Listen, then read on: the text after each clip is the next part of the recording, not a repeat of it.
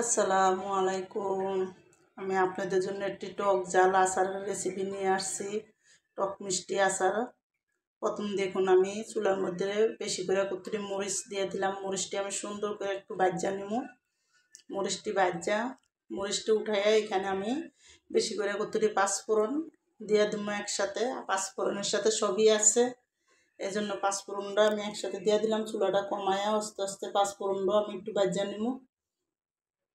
পাঁচফোড়নটা যখন সুন্দর করে একটু ভাজা হইব, বেশি একটা ভাজবেন না, পাঁচফোড়নটা তিতা করুন না, হালকা পাঁচফোড়নটা ভাজা নেব। যখন পাঁচফোড়নটা ভাজা হয়ে যাব, আমি কিন্তু পাঁচফোড়নটাও একটা বাটিতে উঠায় রাখবো।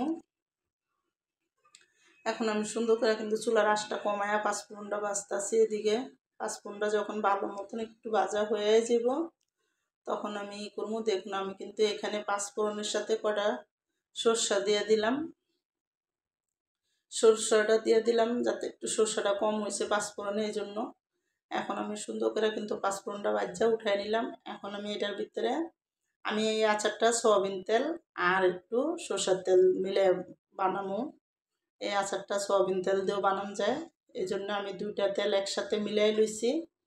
মিলাইয়া এখন তেলটা যখন ভালো মতন গরম হইব, ততক্ষণ আমি এটা একটু গরম করবো। তেলটা যখন ভালো করে গরম হইব, তখন আমি এটার মধ্যে আমড়ি দিয়ে দেবো। আমি কিন্তু আমড়ি সুন্দর করে এরকম ছোট ছোট চিলকা সহকারে কাটছি। কাটটা ধুয়ে আমি জড়া দিয়ে রাখছিলাম। জড়া দিয়ে এখন এই তেলের সাথে আমড়ি দিয়ে দিলাম। দিয়ে চুলার আঁচটা কমায় কমায় কিন্তু আমি এই আচারটা ভালো মতন রান্না করব। এখানে আমি স্বাদ মতন লবণ দিয়ে দিলাম একটু বেশি করে। এই আমড়ি অনেক টক আম, আর এটি বাড়া সহকারে আম। এটি কিন্তু কাটটা ছোট ছোট করে নিছি আমি। এখন আমি সুন্দর করে একটু লবণ দিয়ে দিলাম। লবণটা হইলে আমি এখানে লাল মরিচের গুঁড়া দিয়ে দিলাম। আমি এখানে 1 চামচ লাল মরিচের গুঁড়া দিছি, আর আধা চামচ হলুদের গুঁড়া দিলাম।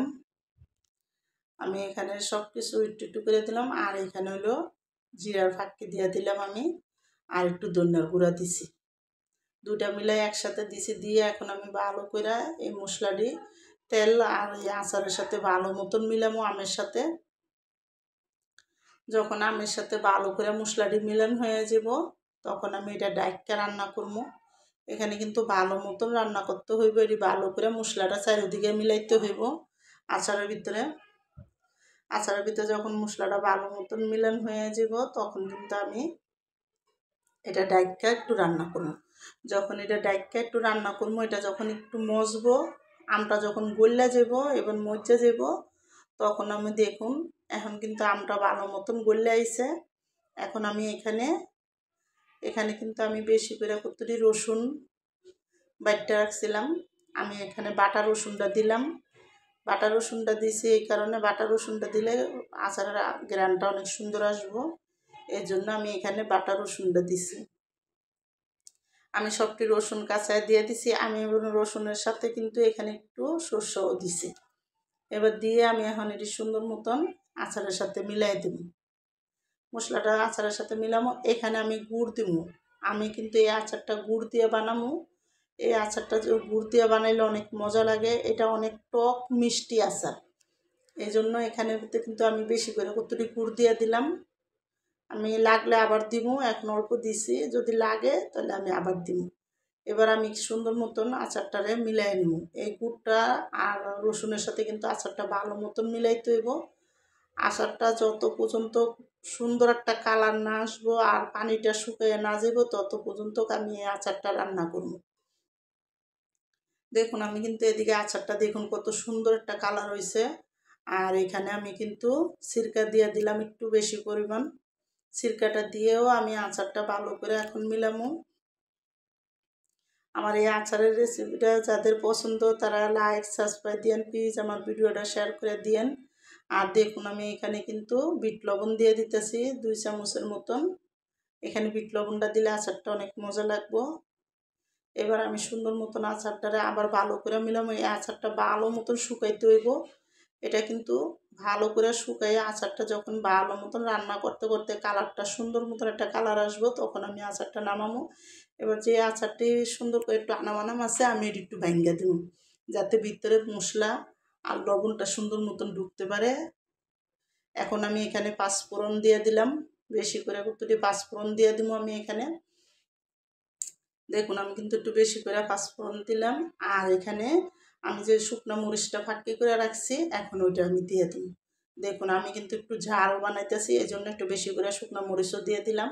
দিয়ে এখন ভালো মতন এই আচারটারে আমি ভালো করে রান্না করব। আচারটা এখন ভালো মতন মিলামু, বারবার লাড়া দিতে হইব, কারণ আচার কিন্তু এখন শুকিয়ে গেছে পানি পুনি। এবার সুন্দর করে কিন্তু এটা লাড়তে হইব। লাড়তে লাড়তে যখন তেলটা উপরে উঠতে যাব, সুন্দর মতন আচারের পানিটা যায় কিন্তু আচারের উপরে দিয়ে তেলটা বাইসা যাব, তখন আমি আচারটা নামাবো। এখন দেখুন আমি কিন্তু ভালো মতন আচারটা আস্তে আস্তে লাইরে আচারে রান্না করতেছি, যাতে উপরে সুন্দর মতন তেলটা উঠতে যায়। তখন এই আচারটা খাইতে অনেক মজার, এবং আপনারা ফ্রিজও রেখে দিতে পারেন,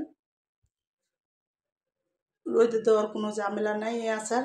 এবার আমি একটু লবণ দেখলাম, লবণটা একটু দিমু আমি এখানে, আমার একটু লবণ কম লাগছে, এই জন্য আমি আরেকটু লবণ এখানে দিয়ে দিলাম। দিয়ে এখন ভালো মতন কিন্তু আমি আচারটা আরও লাড়বো। আচারটা দেখবেন রান্না করতে করতে একটা সুন্দর একটা কালার আসবে। আচারটা যখন সুন্দর মতন কালার আসবে আর উপরে দেখবেন তেলটা উপরে উঠে গেছে, তখন মনে করবেন আচারটা হয়ে গেছে।